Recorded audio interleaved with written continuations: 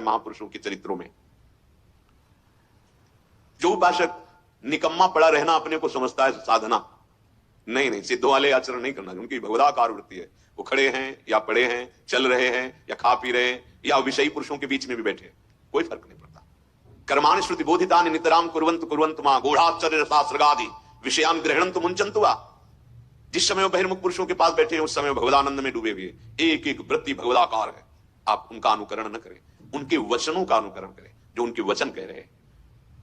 जो ये समझता है कि अकेला में बस पड़े रहना, मांग के खा लिया, तो काम क्रोध लोभ मोह मद मत्सर ये ऐसे नहीं जीते जाते। जीवन में उपासक के हृदय में आराम की तो कोई वृत्ति ही नहीं रह जाती। श्यामा श्याम नहीं मिले तो आराम कैसा, राम नहीं तो आराम कहां, नहीं, तब तक विश्राम। अरे ये बड़ा भारी युद्ध है, बड़े विपक्ष जोरदार हैं, इनको परास्त करना है। ऐसे नहीं कि कमरा ले लिया पड़े हैं, खा रहे हैं, पी रहे हैं। केवल पड़े भी नहीं रह सकते ना तुम, क्योंकि एक क्षण बिना कर्म किए नहीं रह सकते। शरीर से पड़े हो लेकिन अंदर की विकारग्रस्त वृत्तियां तुम्हें चैन लेने देंगी, तुमसे ऐसे असाधन करा देंगे, व्यर्थ जीवन हो जाएगा।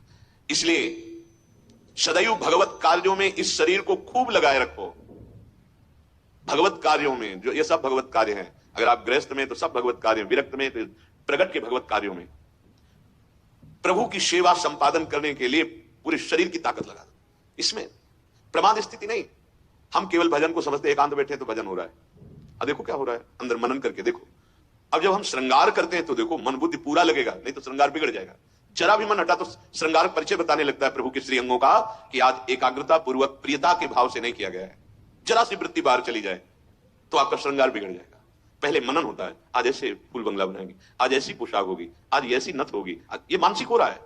फिर प्रगट में उसमें तन्मयता पूर्वक हो रहा है। परम सिद्ध वर्तमान में भगवदानंद की अनुभूति करने का बहुत प्रबल साधन मिल गया, और यही सिद्धावस्था का अनुभव करा देगा कि जो कर रहे हो ये परम सिद्ध वस्तु है। इसलिए उपासक भगवत प्राप्ति के लिए ये चार बातें जीवन में बहुत ध्यान पूर्वक।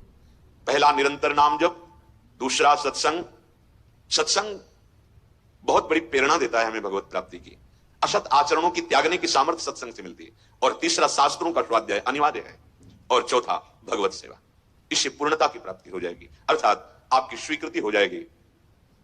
मैं श्री जी की सहचर्य अनुभूत हो जाए, मैं भगवत दास हूं, मैं भगवान का नित्य सखा हूं, या भगवान मेरे करुणा सिंधु पुत्र हैं, या भगवान मेरे माधुर्य निधि प्रीतम है, पति है। जो जिस भाव से भगवान उसी की परिपक्वता कर देते हैं, उसी को दृढ़ कर देते हैं। उपासक भगवत कृपा से प्राप्त सत्संग से जब ये निश्चय कर लेता है कि अब मुझे इस जन्म में भगवत साक्षात्कार करना है, दृढ़ निश्चय है, तो आधी यात्रा तो निश्चय से ही पूर्ण हो गई। अब उसे असाधनों का त्याग केवल करना है। साध्य वस्तु स्वीकृति से अनुभव में आती है, पक्का। जैसे हमारी स्वीकृति अभी नहीं है, स्वीकृति देह की है, स्वीकृति मन और इंद्रियों के साथ भोगों में सुख है, ऐसी है स्वीकृति। ये सत्य है संसार, ऐसा हो गया। तो देखो हमें भास रहा है, सत्य भास रहा है, मैं तू मेरा तेरा अच्छा बुरा।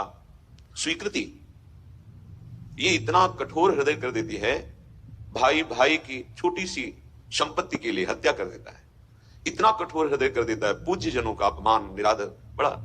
यही स्वीकृति इतना सरस हृदय कर देते हैं, जरूरत पड़े तो अपने प्राण दूसरों के लिए देने के लिए। परहित शरीर से धर्म नहीं भाई। परम धर्म की स्थिति स्वीकृति से, परम प्रेम की स्थिति स्वीकृति से। विश्वास कीजिए, स्वीकृति ही हमारी गलत हो गई। आत्मबोध स्वीकृति से ही होता है, भगवत प्रेम स्वीकृति से ही होता है। मेरे प्रिया प्रीतम, बस और कोई नहीं। ये स्वीकृति ही तो है, मेरे तो गिरधर गोपाल दूसरों न कोई। स्वीकृति, पर यह स्वीकृति बहुत दुर्लभ स्वीकृति है। जीवन में जब तक चार बातें नहीं होंगी तब तक की स्वीकृति भगवत मार्ग की पुष्ट नहीं होती। सबसे पहले निरंतर गुरु प्रदत्त नाम जप, मंत्र चिंतन। दूसरा, इसकी पुष्टता के लिए सत्संग अति अनिवार्य है, अति अनिवार्य है। सत्संग नहीं तो भजन नहीं बन सकता। भजन न हुई संग बिनु। अगर भजनानंदी महापुरुषों का संग नहीं, भजन नहीं बन सकता। पहला, निरंतर नाम जप सदगुरु प्रदत्त, ये दिव्य स्वीकृति के लिए अत्यंत अनिवार्य है। दूसरा, भगवत प्राप्त महापुरुषों की वाणी का अर्थात सत्संग का नित्य श्रवण। तीसरा, शास्त्र स्वाध्याय, आचार्य वाणी, महापुरुषों की वाणियों का एकांत में स्वाध्याय मनन सहित। और चौथा, सेवा।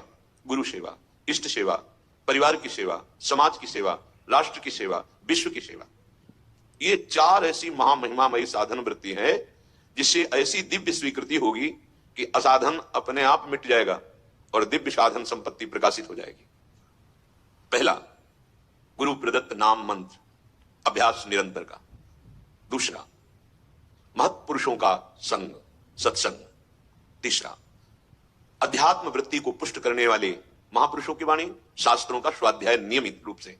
और चौथा, सेवा। ये आपकी स्वीकृति को बदल देंगे।